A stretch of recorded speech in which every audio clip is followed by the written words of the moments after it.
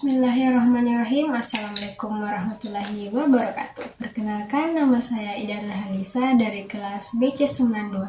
Di sini saya akan menceritakan sebuah dongeng yang berjudul Semut dan Kupu-Kupu.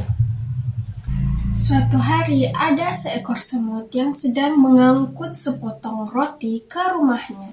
Seekor kupu-kupu yang sedang duduk di atas selebaran daun menatap ke arahnya. Halo kupu-kupu, sebenarnya aku ingin bermain juga, tapi jangan sekarang ya. Musim hujan akan segera tiba, jadi aku harus mengumpulkan banyak makanan.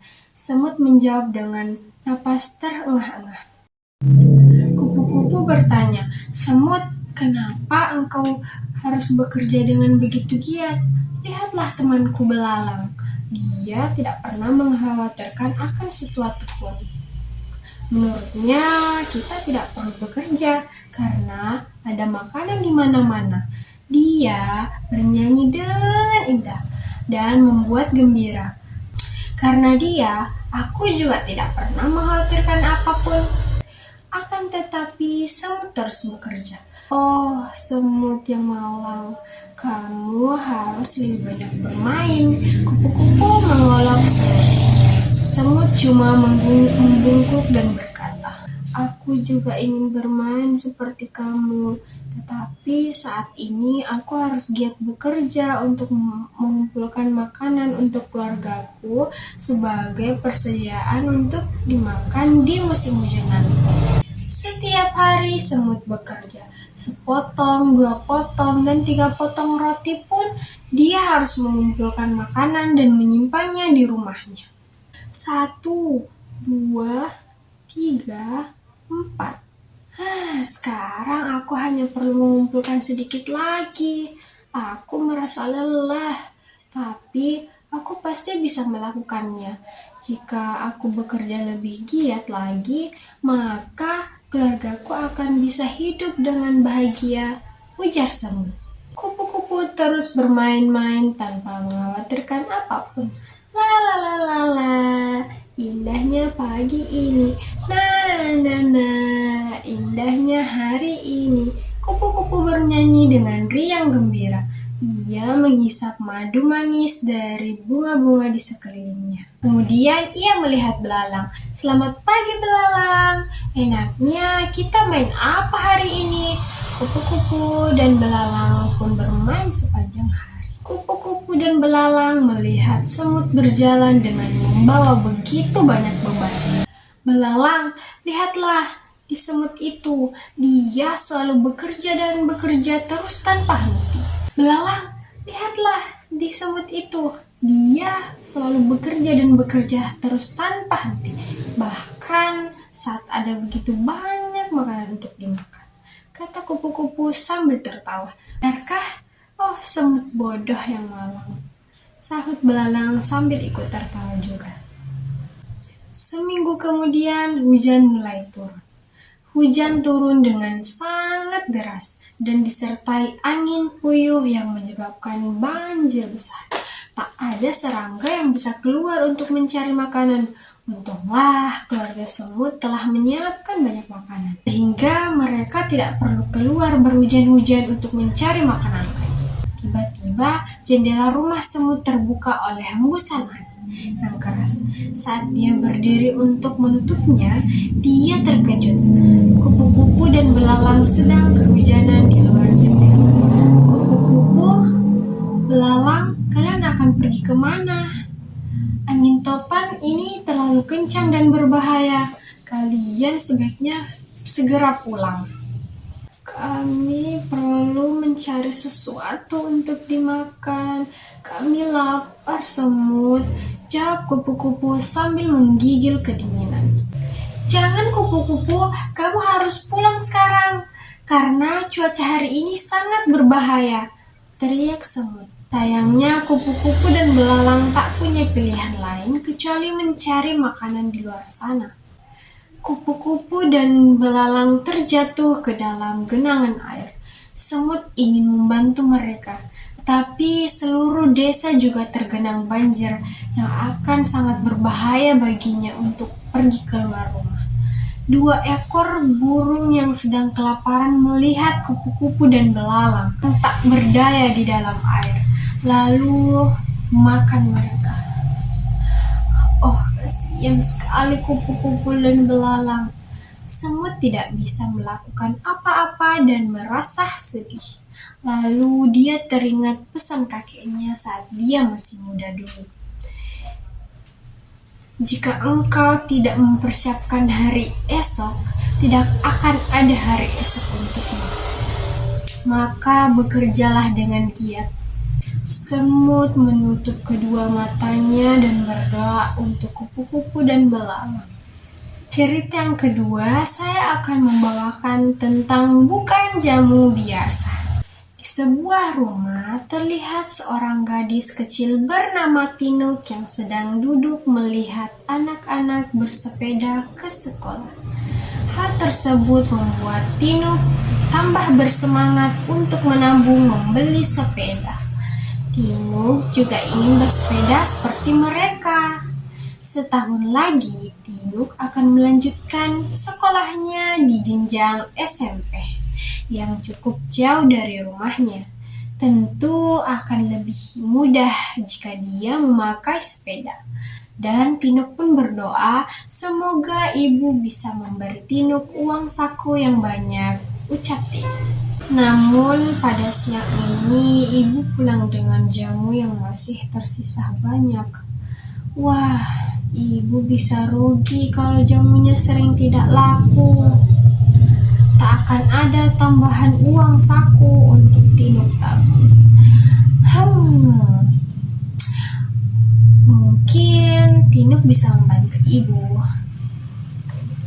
Tinuk akan membawa jamu ke lapangannya, ucapnya. Tinuk akan menjual jamu kepada teman-temannya sebelum bermain sepak bola. Tinuk perlu memindahkan botol-botol jamu dari bakul karena Tinuk tidak bisa menggendong bakul seperti ibunya. Sampainya di lapangan, jamu, ayo beli jamu supaya badan sehat, seru Tinuk. Teman-teman Tinuk langsung mendekat, namun mereka tidak suka jamu yang rasanya sangat pahit. Mereka hanya mau jamu yang manis. Bahkan ada yang bercanda meminta jamu rasa stroberi. Mendengar hal itu, Tinuk punya ide. Tinuk akan membuat jamu dengan rasa yang berbeda, yang penting manis. Tinuk menambahkan banyak kayu manis ke dalam ramuan temulawak. Tapi, rasanya pahit dan pedas, dan baunya aneh. Tak ada rasa manis-manisnya sama sekali. Ternyata kayu manis rasanya tidak semanis itu. Oh, takarannya perlu diubah. Tinuk juga akan menambahkan berbagai bahan yang wangi seperti jahe, serai, dan pandan. Wah, kenapa dapur ibu berantakan? Tanya ibu. Aku sedang membuat jamu, Bu, jawab Tinuk. Coba sini ibu cicip. Jamu apa ini? Terlalu wangi dan terlalu manis. Ibu mengerutkan hidungnya. Jamu beras kencur ditambah pandan yang banyak, sahut Tinuk. Berarti gula dan pandan harus dikurangi. Tinuk juga perlu mencoba berbagai kombinasi rasa. Namun, gula dan kayu manis tinggal sedikit. Tinuk merasa bersalah. Ibu pasti tak punya banyak uang untuk membeli bahan jamu lagi. Tinuk akan menggunakan sebagian tabungannya untuk membeli gula merah dan kayu manis.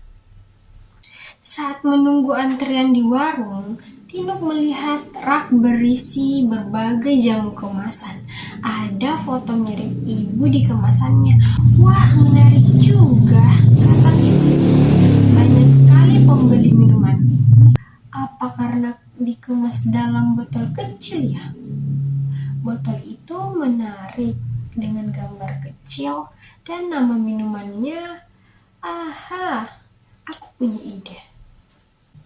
Begitu sampai di rumah, Tinuk langsung mencari botol-botol kecil. Namun yang ada hanya botol minum Tinuk.